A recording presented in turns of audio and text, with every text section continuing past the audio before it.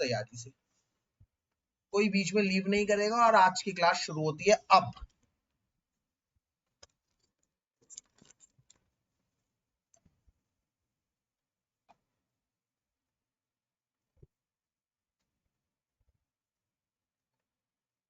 हम लोग कर रहे हैं थर्मोडायनेमिक्स,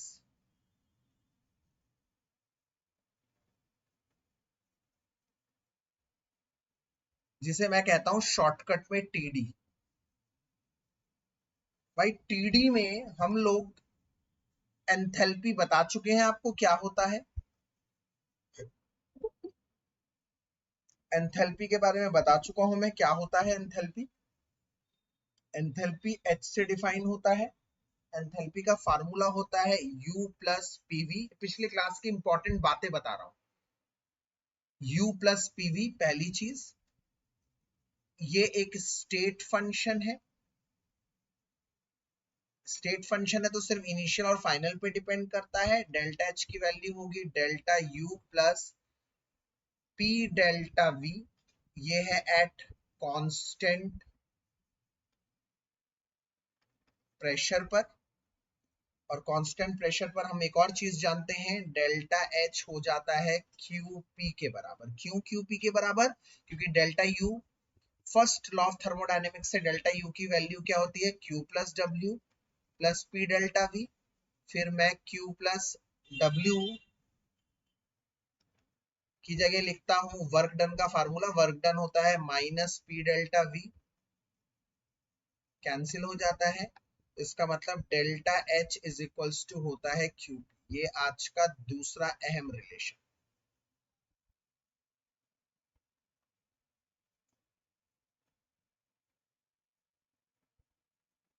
ये दो बातें बड़ी इंपॉर्टेंट है अब तक में। इसके बाद मैंने फिर एक चीज बताई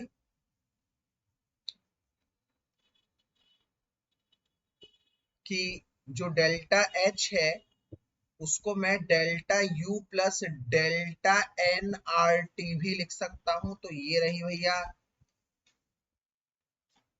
तीसरी इंपॉर्टेंट बात। फिर मैंने ये बताया अगर एक मोल की बात है तो delta U plus R delta T भी लिख सकता हूं। ये फिर एक इंपॉर्टेंट बात, नंबर ऑफ मोल्स 1 की बात करता हूं अगर।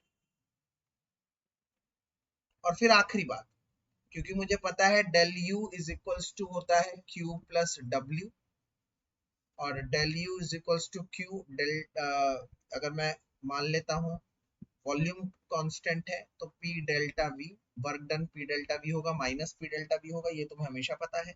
और P डेल्टा V की वैल्यू होती है 0। तो इसका मतलब क्यों, क्योंकि वॉल्यूम कांस्टेंट है एट कांस्टेंट वॉल्यूम। तो delta U is equals to Q। ये रहा हमारा एक और इंपॉर्टेंट रिलेशन। तो भैया जितने डब्बे बने हुए हैं ना वो सारे डब्बे हैं मोस्ट इंपॉर्टेंट, सारे डब्बे हैं मोस्ट इंपॉर्टेंट रिलेशंस। ठीक है, जितने डब्बे बने हुए हैं ये है मोस्ट इंपॉर्टेंट रिलेशंस। तो सारे डब्बों की बात अगर मैं यहां लिख दूं, important relations,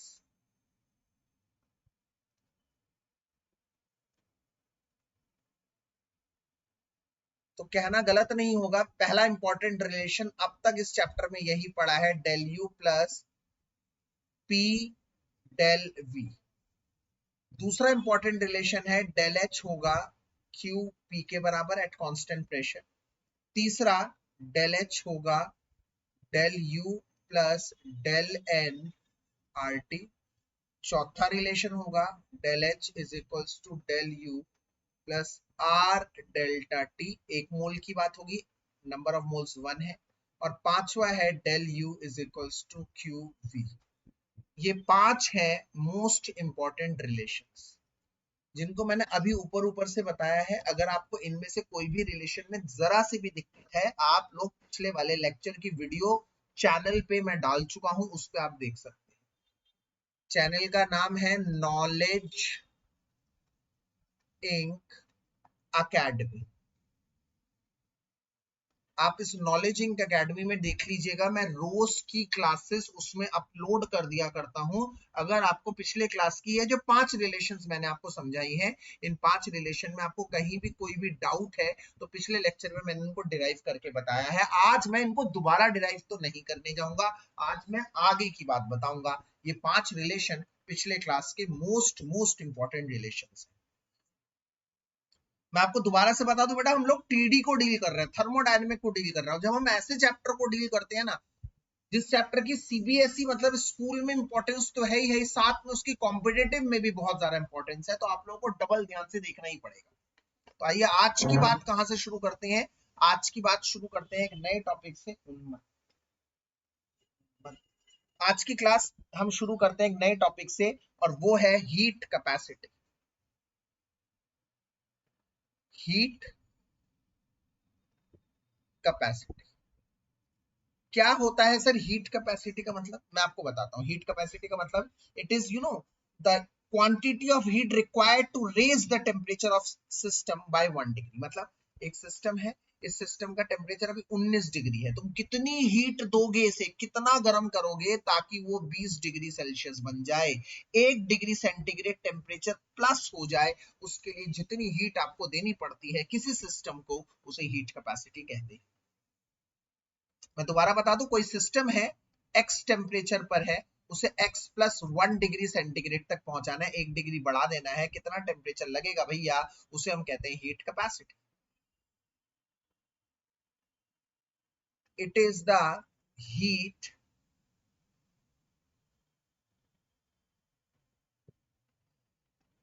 required to raise the temperature of any system by 1 degree. 1 degree Celsius बढ़ जाए। 1 डिग्री लिख देता हूं, 1 केल्विन भी हो सकता है, 1 डिग्री भी हो सकता है, कुछ भी हो सकता है, उसे हम कहते हैं हीट कैपेसिटी। तो इसका फार्मूला क्या है हीट कैपेसिटी का? Q is equals to, heat capacity से Q is equals to C delta T। ये है इसका फार्मूला, ये नया फार्मूला है। आप कहोगे ये कैसा फार्मूला है? मैं बताता हूँ, रिलैक्स, कोई टेंशन नहीं है भाई, देखना है ध्यान से। C क्या है? C ही तो हीट कैपेसिटी है, C से दिखाते हैं हीट कैपेसिटी को, C से डिनोट करते हैं, कैपिटल C से, कैपिटल C, हीट कैपेसिटी। तो अगर मैं C की वैल्यू यहां से देखता हूं तो C की वैल्यू क्या निकलती है? Let me take another colour pen. Yes, C की वैल्यू निकलती है Q बटे में डेल्टा T। अब ध्यान से देखिए, इस डेफिनेशन को आप कनेक्ट कर पाए। Q मतलब कितनी हीट दे रहा हूं, डेल्टा T मतलब डिफरेंस इन टेम्परेचर। सुनिए मेरी बात, अगर डिफरेंस इन टेम्परेचर 1 डिग्री है, 1 डिग्री, तो C बराबर Q आ गया। तो यही तो ऊपर लिखा हुआ है, it is the heat required to raise the temperature of any system by 1 degree. मतलब कितनी Q दे रहे हैं ताकि उस सिस्टम का टेम्परेचर 1 डिग्री बढ़ जाए, उसी को C कहते हैं, उसी को C कहते हैं। अगर 1 डिग्री बढ़ जाए, कितनी हीट दे रहे हो, कितना Q दे रहे हो, कितना Q दे रहे हो ताकि उसका टेम्परेचर 1 डिग्री बढ़ जाए, उसे C कहते हैं। पर मान लो अगर तुमने ज्यादा हीट दे दी, 20 था 25 हो गया, 5 डिग्री का परिवर्तन आ गया,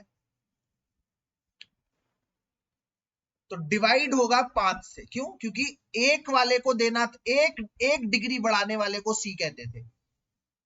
अब 5 डिग्री बढ़ा दिया तो डिवाइड करोगे 5 से। खुद सोचो ना, खुद अपना दिमाग लगाइए। अगर मान लीजिए एक सिस्टम है, इसका टेम्परेचर 37 डिग्री सेल्सियस है, मुझे इसमें 10 जूल एनर्जी देनी पड़ रही है ताकि इसका टेम्परेचर 38 डिग्री सेल्सियस हो, मान लो।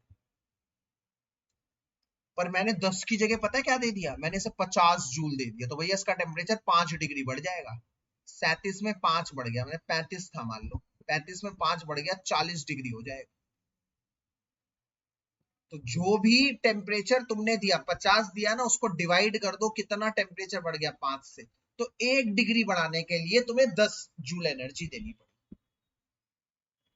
तो इसका मतलब बहुत क्लियर शब्दों में बता रहा हूं भाई, कि अगर तुमने 1 डिग्री ही बढ़ाया है तो जो तुमने हीट दिया है वही सी है, बट मान लो तुमने 2 डिग्री के लिए बढ़ाया है तो डिवाइड कर दो उसके लिए। तुमने 20 एनर्जी दी थी तो एक के लिए कितना होगा, 2 को डिवाइड कर दो 10 होगा। तुमने 3 डिग्री बढ़ा दिया 30 दे दिया तो डिवाइड कर दो 10 हो जाएगा। तो इसका मतलब डिफरेंस इन टेम्परेचर को डिवाइड कर दो, इसका मतलब डिफरेंस इन टेम्परेचर को डिवाइड कर दो, इसका मतलब Q divided by delta T आ जाएगा तुम्हारा C।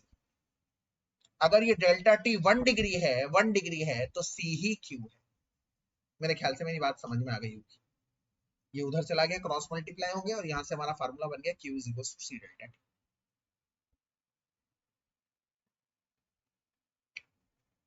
ये पहली चीज, नई चीज, ब्रांड न्यू चीज। अब यहां से दो चीजें निकल रही हैं, क्या?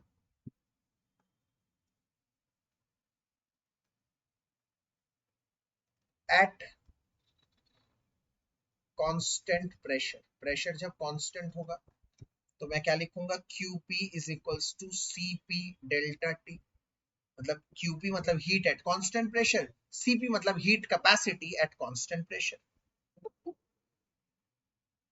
QP मतलब heat at constant pressure, CP मतलब heat capacity at constant pressure. Heat at constant P, heat capacity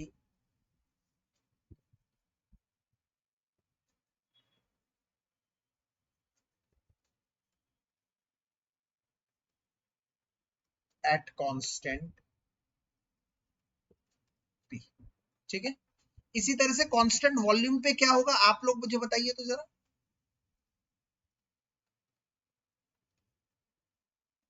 अरे क्या होगा भाई, सब एकदम सुन पड़ जाते हो तुम लोग तो।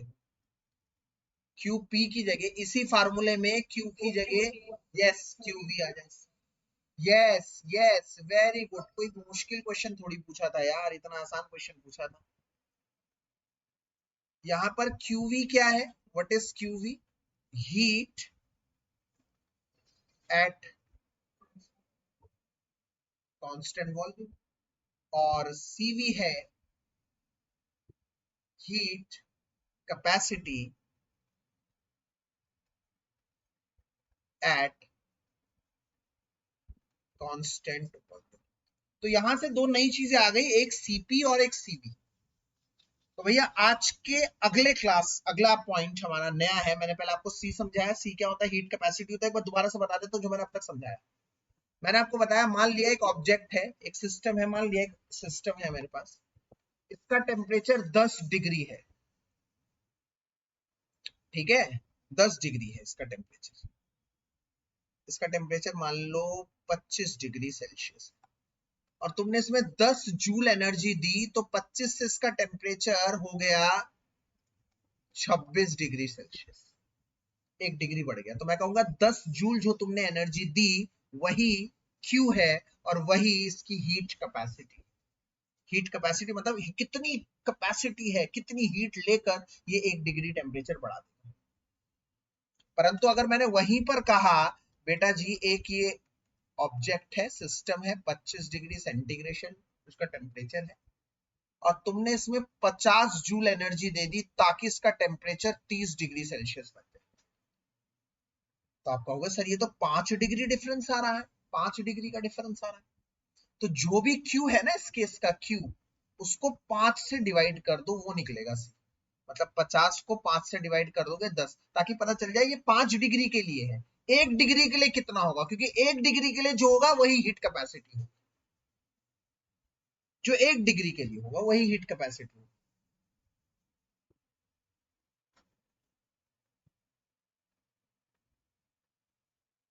तो इसीलिए हम लोग क्या कहते हैं, C बराबर Q होता है अगर टेम्परेचर डिफरेंस 1 डिग्री का। अगर टेम्परेचर डिफरेंस 1 डिग्री से ज्यादा है तो नीचे डेल्टा T से डिवाइड कर दो, जितना भी टेम्परेचर डिफरेंस होगा उससे डिवाइड कर दो, ये फार्मूला आ जाता है। ये हीट कैपेसिटी आती है, और उधर चला जाता है C डेल्टा T, तो यहां से आ जाता है हीट कैपेसिटी का formula C delta T is equals to Q। ठीक है, आगे बढ़ने से पहले ना इसी में एक वेरिएशन है, पहले बता दूं, Q is equals to C delta T, ये एक फार्मूला मैंने बता दिया। अगर मैंने आपको स्पेसिफाई कर दिया कि मेरा सिस्टम कितना है, मैंने आपको बोल दिया मेरा सिस्टम 1 ग्राम है, मेरे सिस्टम का मास मैंने बता दिया, तो वहां से ये Q बन जाएगा पता है क्या, एम सी डेल्टा टी। मतलब अगर मैंने मास भी यूज कर लिया तो मास से मल्टीप्लाई हो जाएगा। और आपको बता दूं ये सी नहीं रहेगा फिर भाई साहब, ये सी नहीं रहेगा, तो क्या बन जाएगा सर, मास से अगर मल्टीप्लाई कर दिया तो ये सी एस बन जाएगा सर। सर सी एस क्या होता है मैं भी बता देता हूं भाई। सी का मतलब क्या होता है, सी का मतलब होता है हीट कैपेसिटी। सी का मतलब क्या है, हीट कैपेसिटी, मतलब कितनी हीट पे वो 1 डिग्री टेम्परेचर बढ़ा रहा है। सी एस का मतलब है specific heat capacity. Specific heat capacity मतलब खास खास हीट कैपेसिटी। जब उसका मास भी दे रखा है, जब उसका मास भी दे रखा है, उसे खास हीट कैपेसिटी कहते हैं। खास, स्पेसिफिक, तुमने मास को स्पेसिफाई कर दिया, मास को बता दिया, उसे स्पेसिफाई करना पड़ता है। अगर मास को स्पेसिफाई ना करके नंबर ऑफ मोल्स लिख देते हो तो नंबर ऑफ मोल्स से मल्टीप्लाई हो जाता है, और उस केस में सी एस बन जाता है सी एम।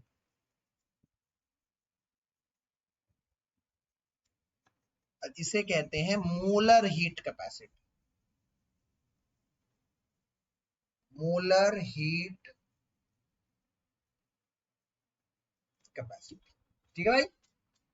एक बार दोबारा से बता दूं, बिल्कुल सुनिए मेरी बात, जितनी बार सुनेंगे, मैं तो 10 बार दोहराने को तैयार हूं भाई, आप लोग 10 बार सुनने को तो तैयार होइए।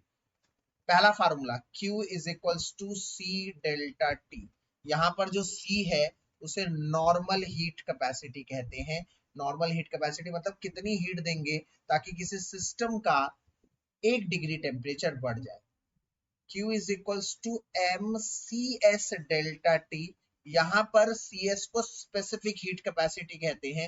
हीट कैपेसिटी स्पेसिफिक कब बन जाती है, खास कब बन जाती है, जब आप उसको मास से मल्टीप्लाई कर देते हैं, जब आप मास को स्पेसिफाई कर देते हैं। Specific heat capacity. तीसरा, अगर आप मोल्स को स्पेसिफाई कर देते हैं तो वहां पर मास मल्टीप्लाई नहीं होता, नंबर ऑफ मोल्स मल्टीप्लाई होते हैं, तो वो बन जाता है सी एम डेल्टा टी। और यहां पर ये बन जाता है सी एम, मतलब molar heat capacity. Molar heat capacity, यहाँ पर एम का मतलब है, एम का मतलब है यहाँ पर मास, और एन का मतलब है number of moles of system, mass of system, ठीक है। तो ये बन गया भैया 3 हीट कैपेसिटी के फार्मूले बन गए। Q is equals to C delta T, Q is equals to MCS delta T, Q is equals to NCM delta T। मतलब नॉर्मल हीट कैपेसिटी क्या होती है, स्पेसिफिक हीट कैपेसिटी क्या होती है, मोलर हीट कैपेसिटी क्या होती है, मैंने तीनों चीजें आपको बता। अब आगे बढ़ते हैं बिना किसी समय को बर्बाद करते हुए आज की क्लास के मूल अध्याय पर, मूल टॉपिक पर, जो कि है रिलेशन बिटवीन, हाँ जी बेटा बताइए, रिलेशन बिटवीन सीपी एंड सी।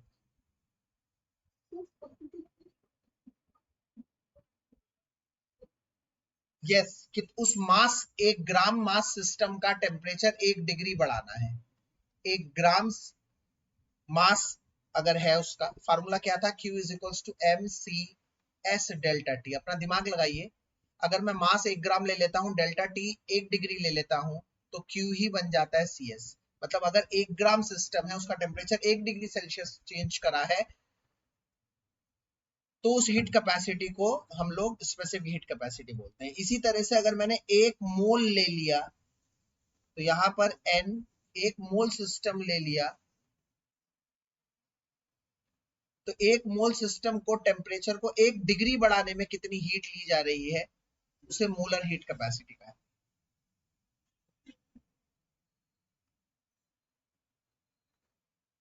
अब आता है relation between CP and CV. भैया सीपी और सीवी क्या है, एक बार दोबारा से बता देता हूँ क्योंकि मोस्ट इंपॉर्टेंट है, डबल स्टार टॉपिक है। एक बार फटाफट से बता देता हूँ सीपी क्या है। भैया सीपी है heat capacity at constant pressure. CV क्या है? Heat capacity at constant volume. ठीक है, तो शुरू कर देते हैं। दो केस बना देते हैं फटाफट से, दरवाजा बंद करो। दो केस बना देते हैं। Case one, case one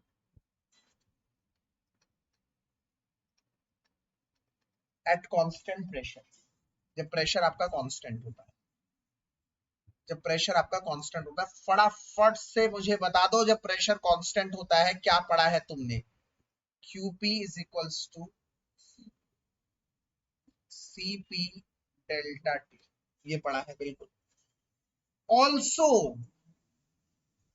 QP की एक और डेफिनेशन पढ़ी है, बताना जरा क्या है? QP, yes, QP is equals to CP delta V, तो होता ही होता है। ये रहा QP is equals to CP delta T। पर भैया आप पिछली क्लास में बता चुका हूं, QP को याद कर लो। QP है डेल्टा H, QV है डेल्टा U। एक न्यूमेरिकल भी बताया था, बड़ा इंपॉर्टेंट है, डेल्टा H। सो क्या मैं ये लिख सकता हूं, therefore delta H is equals to CP delta T, लिख सकता हूं? बताइए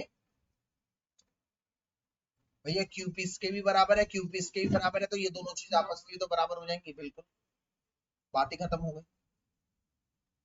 अब बताइए मुझे जरा केस टू क्या है?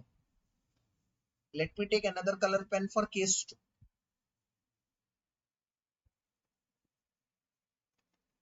केस टू है at constant volume. QV is equals to CV delta T। बिल्कुल। ऑल्सो QV का एक और फार्मूला क्या होता है, जल्दी बता दो? Yes, delta E। तो ये दूसरी इक्वेशन हो गई हमारे पास, दो इक्वेशंस आ गई, बहुत बढ़िया। अब तीसरे कलर का पेन, तीसरी चीज। नाउ हमें एक फार्मूला पता है, delta H is equals to delta U plus R delta T। ये कहां से पता है? पहले मैं ऐसे बता देता हूँ क्या लिखते हैं। पहले लिखते हैं डेल्टा PV, फिर अगली लाइन में लिखते हैं delta U plus delta NRT, ये लिखते हैं। फिर अगली लाइन में क्या लिखते हैं? For 1 mole delta RT for 1 mole of a gas. फिर अगली लाइन में लिखते हैं delta H is equals to delta U plus R delta. अरे साइलेंट करिए प्रत्युष। ये है केस वन, ये है केस वन, केस वन। इस केस वन में आप दोनों चीजें पुट कर दीजिए from equation one. Equation one में से हम डेल्टा H की जगह क्या पुट कर सकते हैं, जल्दी बताइए?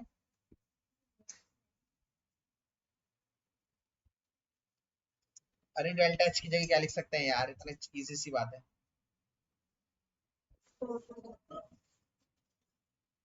CP delta T। और डेल्टा U की जगह क्या लिख सकते हैं, बताइए जरा?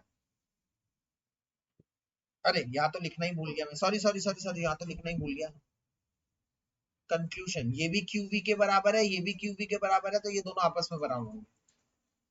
therefore therefore delta U is equals to CV delta T, ये है दूसरी इक्वेशन। तो इसकी जगह क्या लिख सकते हैं? इसकी जगह लिख सकते हैं CV delta T plus R delta T। कहां कहां से आया है? फ्रॉम वन एंड वन और two equations. CP delta T is equals to delta T common आ जाएगा, तो अब बचेगा CV plus R।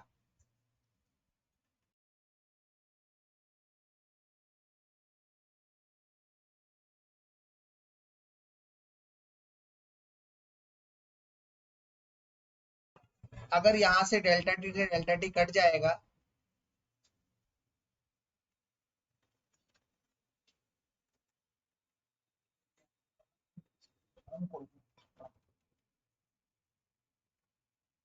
Cp is equals to Cv plus R, ये रिलेशन बन गया। Cp इधर आ जाएगा Cv, Cp is equals to Cp plus R, ये रिलेशन आप लोगों का बन गया है। Cv minus Cv is equals to R, ये आपका फाइनल कॉल बन गया। ध्यान से देख लीजिए, Cp is equals to Cp plus R, Cp minus Cv is equals to R, ये दो रिलेशन आप लोगों के बन गए हैं भैया। मीन एक बार मैं दोबारा पूरा डेरिवेशन करके बता रहा हूँ, ये डेरिवेशन बहुत इंपॉर्टेंट है, एग्जाम में आती है भैया। एक बार फुल ऑन रिकैप हो जाए। सबसे पहले हमें पता है कि QP क्या होता है, CP डेल्टा T। QP एक और होता है डेल्टा H, तो यहां से डेल्टा H की वैल्यू आ गई CP डेल्टा T, ये पहला फेज हो गया। फिर हमें पता है QV क्या होता है, CV डेल्टा T, और QV का एक और फार्मूला होता है डेल्टा U। तो डेल्टा U की वैल्यू क्या आ गई, सीधे CV डेल्टा T, ये आ गई दूसरी इक्वेशन। फिर हमें एक और पता है delta H is equal to delta U plus R delta T, आप सीधे भी लिख सकते हैं। डेल्टा U की जगह ये वाली वैल्यू आ जाएगी CP delta T, delta U की जगह ये वाली वैल्यू आ जाएगी CV delta T plus R delta T, delta T common लेके आ जाएगा CP is equals to CV plus R, ये रिलेशन बन गया। $1,000,000 रिएक्शन, वेरी इंपॉर्टेंट। ऑल्सो इसको कैसे लिख सकता हूं, CP minus CV is equals to R। तो अगर आपसे कोई पूछे क्वेश्चन, MCQ में बहुत अलग अलग तरह के क्वेश्चन पूछे जाते हैं, CP और CV दोनों में से बड़ा कौन है, भाई CP बड़ा है CV से। कितना बड़ा है, R बड़ा है। R क्या होता है, universal gas constant, universal gas constant amount से बड़ा है।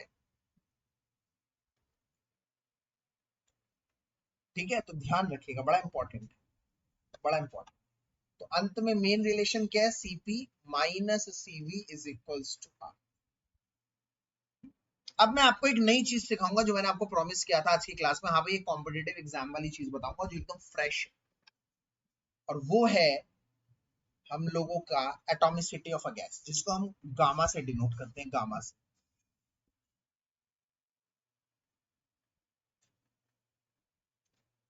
मोलर हीट कैपेसिटी, इसका रेशियो। अगर मैं CP, R universal gas constant बेटा जी, ये देखिए universal gas constant. Yes yes yes yes yes, कौन मुझे बताएगा, मैंने लास्ट क्लास में बताया था, भूल गए आप। R की वैल्यू होती है 8.314 जूल्स पर केल्विन पर मोल। R की दूसरी वैल्यू होती है 0.083 बार लीटर पर मोल पर केल्विन। R की एक और वैल्यू होती है 2 कैलोरीज पर मोल पर केल्विन। ये होती है R की तीन वैल्यूज, भैया याद कर लेना, बड़े बड़े भूल जाते हैं ये तीन वैल्यूज। आप सर कौन सी लगानी है, हमें कैसे पता लगेगा, भाई पहली बात तुम्हें लगानी ही नहीं है, और दूसरी बात अगर लगानी है तो जूल्स में चाहिए तो ये, बार में चाहिए प्रेशर तो ये, और कैलोरीज में चाहिए तो ये। तो आपके क्वेश्चन में प्रेशर की यूनिट को देखकर पता लगेगा। अगर आपका वो जूल्स में है तो ऊपर वाला, अगर प्रेशर बार में है तो दूसरा, अगर कैलोरीज में दिया हुआ है तो तीसरा। अब इधर आ जाते हैं, मैंने क्या कहा, CP और CV के जो रेशियो होता है इसे हम लोग कहते हैं मोलर हीट कैपेसिटी रेशियो, और इसे गामा से डिनोट किया जाता है, गामा से।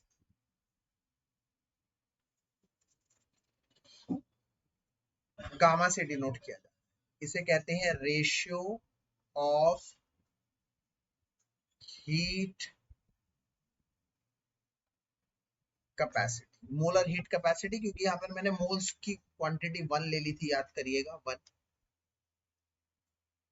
तो ये heat capacity, molar heat capacity भी बोल सकते हैं क्योंकि एक मोल है।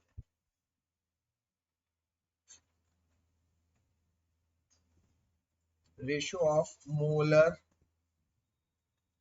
Heat capacity. ये चीज बड़ी important, molar heat capacity. Gamma is used in determining atomicity of a gas, in determining atomicity of gas, किसी गैस की एटॉमिसिटी को डिफाइन करने के लिए काम आती है। अब इधर थोड़ी सी मैं जो चीजें बता रहा हूँ चिट चैट कर रहा हूँ, बड़ी इंपॉर्टेंट है यार, माइंड बॉगलिंग इंपॉर्टेंट है, इतनी इंपॉर्टेंट है ये सब कॉम्पिटेटिव के लिए। क्या क्या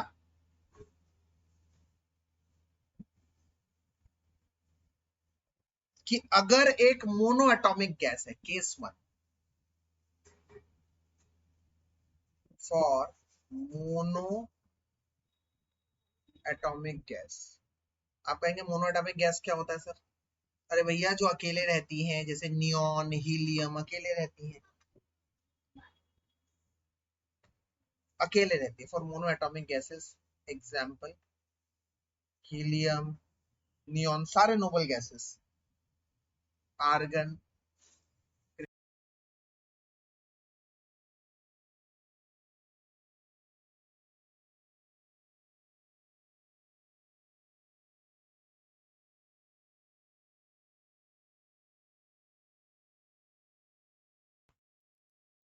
हीलियम, नियॉन, आर्गन, क्रिप्टॉन, ये अकेले रहने वाली गैसें होती हैं, इनको हम कहते हैं mono atomic gases.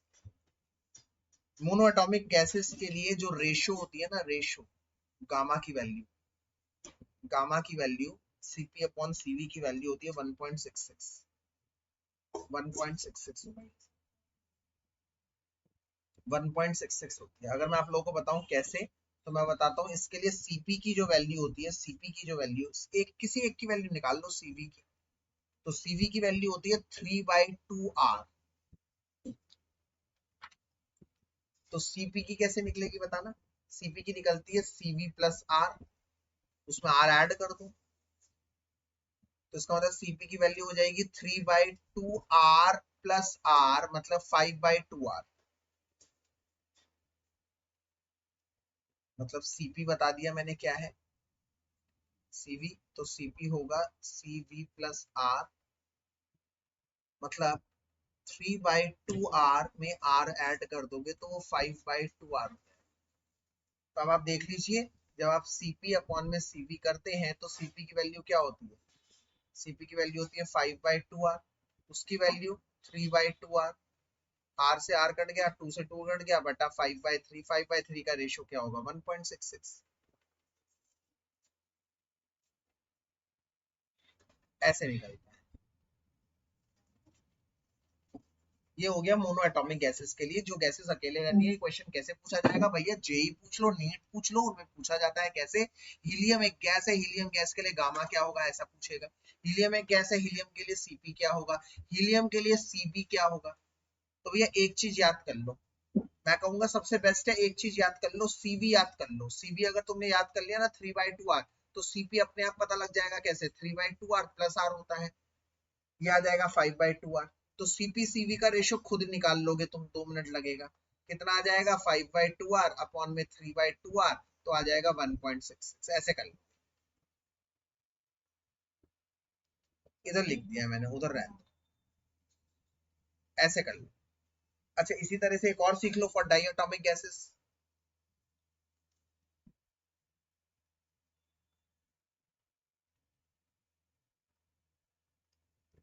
For diatomic gases, diatomic gases के लिए क्या होगा?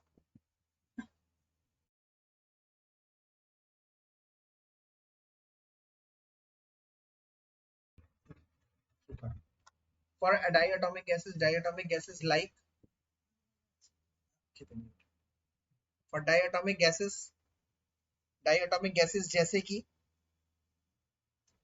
जैसे कोई बता पाएगा? H2 है, अबे जिसके नीचे 2 होता है यार, क्या बात कर दी तुमने। O2 है, N2 है, CO है, 2 एटम्स है, कार्बन और ऑक्सीजन। HCl गैस है, हाइड्रोजन और Cl, ये सब डाइएटॉमिक गैसेस है। इनके लिए बस मैं कह रहा हूँ बार बार सीवी याद कर लो, बस सीवी उसके लिए 3/2 सीवी होता है ना, इसके लिए 5/2 आर होता है, एक बढ़ गया। उसके लिए जो सीपी का था ना 5/2 आर, इसके लिए वो है 5/2 आर। तो सीपी क्या होगा, एक आर बढ़ा देते हैं इसमें, ऐड कर दो 5/2 आर प्लस आर, मतलब 7/2 आर। तो अब सीपी और सीवी का रेशो जिसे हम गामा कहते हैं वो कैसे निकलेगा, वो निकलेगा 7/2 आर अपॉन में 5/2 आर। तो इसका मतलब 7/5, 7/5 का मतलब होता है 1.40। मेरे ख्याल से बात समझ में आ रही हो कि बहुत ट्रिकी वाली बात नहीं कर रहा, मैं क्लियर बात कर रहा हूँ। तीसरी चीज, फॉर ट्राई एटॉमिक गैसेस,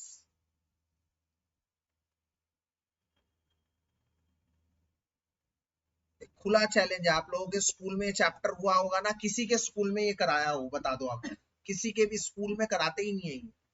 इतनी इंपॉर्टेंट चीज मिस कर देते हैं, इवन टीचर्स को ही नहीं पता। अपने टीचर से बताइएगा सर सीपीसीबी का रेशो बता देना मुझे डायटोमिक गैसेस के लिए। पेपर में पूछेगा नाइट्रोजन के लिए क्या होता है सीपीसीबी का रिलेशन, सीपीसीबी का रिलेशन नहीं, सीपीसीबी का रेशो क्या होता है नाइट्रोजन गैस के लिए, तो तुम्हें खुद पता होना चाहिए यार, ये डायटोमिक गैस है, डायटोमिक गैस के लिए रटा होना चाहिए 1.4 होता है, मोनोटॉमिक गैस के लिए 1.66 होता है, रटा होना चाहिए। For try atomic gases, like try atomic gases, जैसे मैं सबसे पहले बताऊंगा CO2 पर, बताते बताते रह गया कि भैया CO का मतलब है एक कार्बन एक ऑक्सीजन, CO2 का मतलब है दो ऑक्सीजन एक कार्बन, तीन आ गए इसमें एटम, तो CO2 ट्राई एटॉमिक गैस है। और कोई गैस बता सकते हो, H2O है ट्राई एटॉमिक गैसेस, दो हाइड्रोजन एक ऑक्सीजन, बिल्कुल ट्राई एटॉमिक गैस है।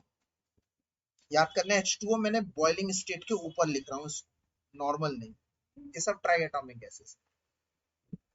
इनके लिए सीवी की वैल्यू तुम्हें लर्न करनी पड़ेगी, 3R है, 3R, 3R। तो सीपी क्या होगा, ये तो सबसे आसान है, 3R प्लस आर, एक ज्यादा हो जाएगा 4R हो जाएगा। तो गामा क्या हो जाएगा, सीपी अपॉन में सीपी, मतलब 4R अपॉन में 3R, मतलब 4 अपॉन में 3, मतलब 1.3।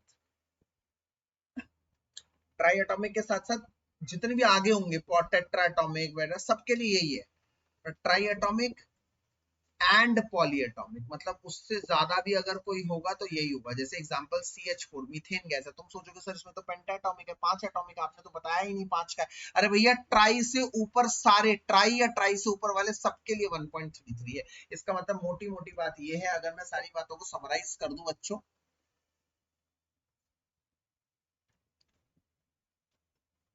अगर मैं सारी बातों को समराइज कर दूं तो कहां पर आकर निकलते हैं हम लोग, हम मिलते हैं कि मोनो एटॉमिक के लिए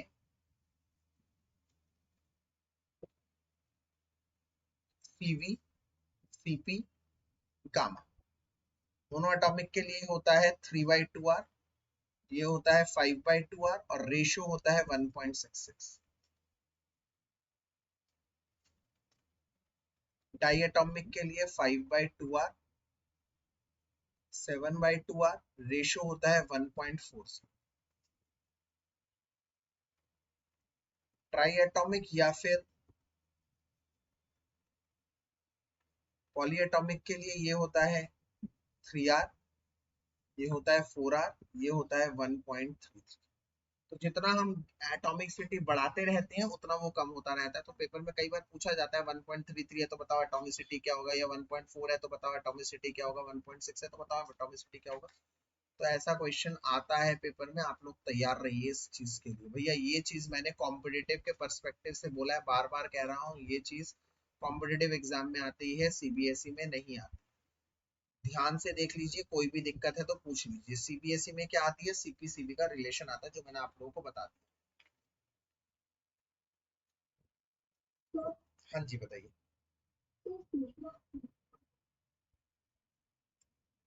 ये बताता है कि भैया एटॉमिसिटी क्या है गैस, एटॉमिसिटी क्या है गैस की। मैं क्वेश्चन कराता हूँ उससे आपको क्लियर हो।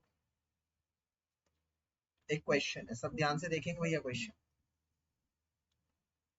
क्वेश्चन कह रहा है 5.6 डेसीमीटर क्यूब, डीएम क्यूब का मतलब होता है decimetre cube, of A gas, of A gas at STP requires 52.25 joule of heat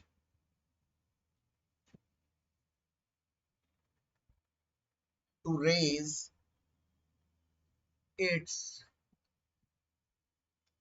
temperature by 10 degrees Celsius at constant volume. Calculate the atomicity या फिर जज द एटॉमिसिटी, एटॉमिसिटी को बताइए। यही क्वेश्चन एमसीक्यू में आ जाएगा तो 4 ऑप्शन दे दूंगा, monoatomic, diatomic, triatomic, और आपसे पूछा जाएगा क्या है। तो सबसे पहले आप लोग क्या देखेंगे मैं आपको बताता हूँ भैया। सबसे पहले देखना क्या है कि ये दे रखा है रेज इट्स टेम्परेचर बाय मतलब ये दे रखा है डिफरेंस, ये दे रखा है डेल्टा टी 10 डिग्री सेल्सियस। कुछ केल्विन वेल्विन में करने की जरूरत नहीं क्योंकि 10 डिग्री का मतलब ही 10 केल्विन होता है। याद कर लेना, जितना डिफरेंस होता है ना, डिफरेंस डिग्री में हो केल्विन में हो एक ही बात है। भाई मेरे पास 100 रुपए है, तुम्हारे पास 110 रुपए है, मैं अगर दोनों में 273 ऐड भी कर दूं तो भी तो डिफरेंस, अभी डिफरेंस 10 रुपए का है, 273 ऐड करूं तो भी डिफरेंस 10 रुपए का है।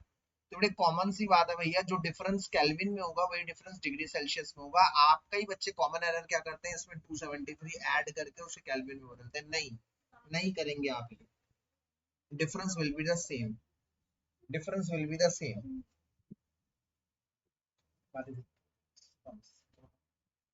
ठीक है, difference will be the same. अब आप क्या करेंगे, दूसरी चीज आप क्या देख रहे हैं यहाँ पर, यार ये है वॉल्यूम डेसीमीटर क्यूब,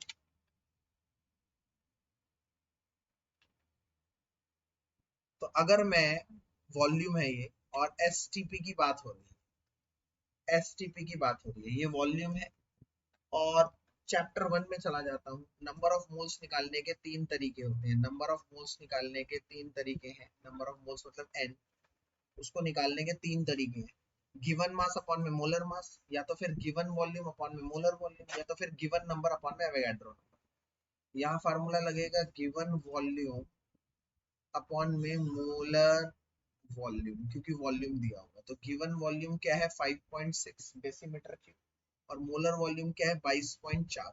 एक बात बता दो, डेसीमीटर क्यूब और लीटर दोनों सेम होते हैं, तो इसलिए मैंने किसी को चेंज नहीं किया। तो यहाँ से नंबर ऑफ मोल्स निकल जाएंगे, तुम इसको सॉर्ट आउट कर लेना। 1/4 निकल रहा है एग्जैक्ट 0.25। अब हम निकाल लेंगे क्यूवी आराम से। क्यों निकालेंगे क्यूवी, अभी आपको पता लग जाएगा, क्योंकि सीवी चाहिए मुझे। मैंने अभी कहा था ना, याद करिए, सीवी से ही सारी चीजें पता लग जाती है। सीवी पता लग जाएगा तो सीवी पता लग जाएगा, और वो भी पता लग जाएगा, सारी चीजें पता लग जाएंगी सीवी से। तो हमें पता है सीवी कैसे निकलेगा, क्यूवी से। Q V is equals to C V delta T, और यहाँ पे नंबर ऑफ मोल्स दिया हुआ है तो याद करो एन से मल्टीप्लाई हो जाएगा, सीवी डॉट डेल्टा टी। अब क्यूवी कितना दे रखा है क्वेश्चन में, कितना हीट दे रहे हैं 52.25, 52.50। नंबर ऑफ मोल्स कितने दिए हुए हैं 0.25। सीवी निकालना है, डेल्टा 10 कितना दिया हुआ है, डेल्टा डेल्टा टी दे रखा ऊपर 10, तो 52.25 डिवाइडेड बाय 0.25 इंटू 10 आ जाएगा सीवी। तो आप इसको कैलकुलेट कर लेना, सीवी आ जाएगा 20.9। 20.9।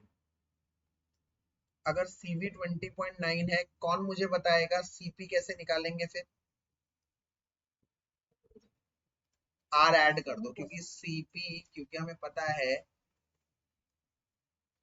CP is equals to C V plus R होता है, तो इसका मतलब 20.9 प्लस आर। ठीक है, अच्छा ये किस में है, एक बार जरा इस, ये हीट किस में है जरा बता देना मुझे एक बार, हीट किस में है ये। हाँ, तो सीवी किस में आएगा, जूल्स में आएगा। तो अब परीक्षा की घड़ी आपकी है। आर की वैल्यू क्या लेंगे? मैंने आर की वैल्यू 3 बता रखी है यहाँ पर, बता दो आर की वैल्यू कौन सी लेंगे, किसमें पूछी गई है? यस 8.314 भैया, ये बड़ा अच्छा क्वेश्चन है, जेई का क्वेश्चन है। 8.314 तो एक्स्ट्रा कोचिंग चल रही है आप लोगों की बड़ी अच्छी। अगर आप पढ़ना चाहते हैं तो इसको डिवाइड करके 29.214 आ जाएगा। नाउ सीपी अपॉन में सीवी 29.2.4 डिवाइडेड बाय 20.9, जो रेशियो आएगा वो 1.4 आएगा। इन दोनों को डिवाइड करके अब आप मुझे बता दीजिए 1.4 कहाँ आ रहा है? यस, तो क्या है ये? Diatomic, therefore diatomic. भैया ये बताता है इनका रेशियो, इनका रेशियो बताता है कि कितने एटम से मिलकर ये गैस बनी हुई है। ताबड़तोड़ चीजें करवाइए। अगर आप आज की क्लास वापस जाकर अच्छी तरह से नहीं देखेंगे, दोबारा से वापस एक बार नोट्स को जज नहीं करेंगे, तो भैया बहुत बड़े लॉस में रहिएगा, क्योंकि आज की क्लास बड़ी इंपॉर्टेंट